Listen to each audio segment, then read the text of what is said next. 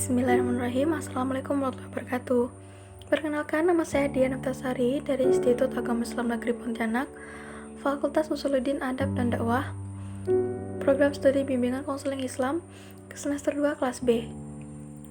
Pada video kali ini, saya akan membahas tentang membangun negara berkeadaban. Sebelum kita masuk ke slide pembahasan, jangan lupa untuk like video ini, karena like dari teman-teman sangat membantu nilai saya pada mata kuliah Civic Education. Terima kasih.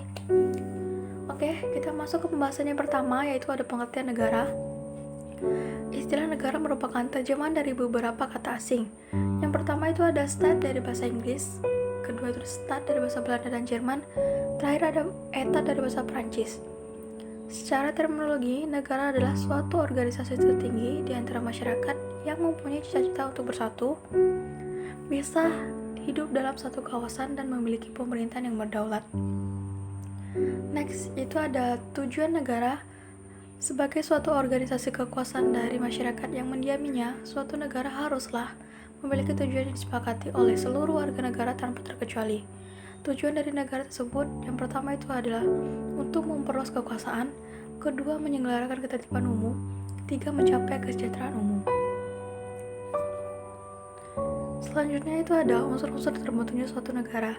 Terdapat 4 unsur yang membentuk suatu negara, di mana unsur terbentuknya negara dibedakan menjadi 2 macam, yaitu konstitusi dan deklaratif.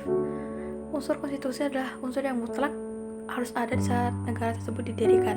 Sedangkan unsur deklaratif adalah unsur yang tidak harus ada di saat negara tersebut berdiri, tetapi boleh dipenuhi setelah negara tersebut berdiri. 4 unsur pembentuk suatu negara. Yang pertama ada wilayah, 2 rakyat, 3 pemerintahan berdaulat, 4 pengakuan dari negara lain. Itu termasuk dalam unsur deklaratif. Selanjutnya itu bentuk-bentuk negara. Yang pertama ada negara kesatuan. Negara kesatuan adalah bentuk suatu negara yang merdeka dan berdaulat dengan satu pemerintahan pusat yang berkuasa dan mengatur seluruh negara atau wilayah. Namun dalam pelaksanaannya, negara kesatuan terbagi menjadi 2 macam sistem pemerintahan, yaitu sentral dan otonom. Yang kedua ada negara serikat. Negara serikat adalah beberapa negara bagian menjadi sebuah negara berdaulat. Negara bagian tidak memiliki kedaulatan, berbeda dengan negara kesatuan. Negara bagian memiliki kewenangan untuk membuat undang-undang sendiri, akan tetapi tetap harus sesuai dengan konstitusi dasar negara serikat tersebut. Selanjutnya ada bagaimana cara untuk membangun negara berkeadaban. Membangun sebuah negara agar tidak hanya dilakukan oleh pemimpin, namun juga warganya. Jika warganya sadar akan tanggung jawab yang ia miliki tentang atas negaranya, maka membangun negara yang jaya sangatlah mudah. Namun lain halnya jika warga tidak memiliki kesadaran akan tanggung jawabnya. Cara membangun negara yang berkeadaban. Yang pertama dibutuhkan seorang pemimpin yang benar-benar ingin memajukan negerinya. Kedua dibutuhkan kesadaran dari masyarakat. Yang ketiga dibutuhkan harmonisan antara warga dan pemimpin negara.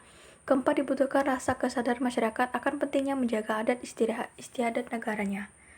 Pembahasan yang terakhir itu membangun hubungan antara agama dan negara. Di Indonesia tidak menganut kepada agama tertentu, namun negara berdasarkan kepada prinsip ketuhanan, dan negara memberikan jaminan kebebasan beragama pada warganya. Di sisi lain, ekspresi kebebasan dalam kasus-kasus tertentu telah menimbulkan perselisihan, konflik, dan bisa mengganggu harmonis sosial dan integrasi bangsa. Dalam konteks ini, agama dapat memberikan kontribusi yang positif sebagai faktor integrasi yang menghargai kemajemukan masyarakat dan bukan sebagai faktor disintegratif yang mendukung eksklusifisme dalam masyarakat. Sekian pembahasan yang dapat saya sampaikan, kurang lebihnya saya mohon maaf. Jangan lupa like-nya. Terima kasih. Wassalamualaikum warahmatullahi wabarakatuh.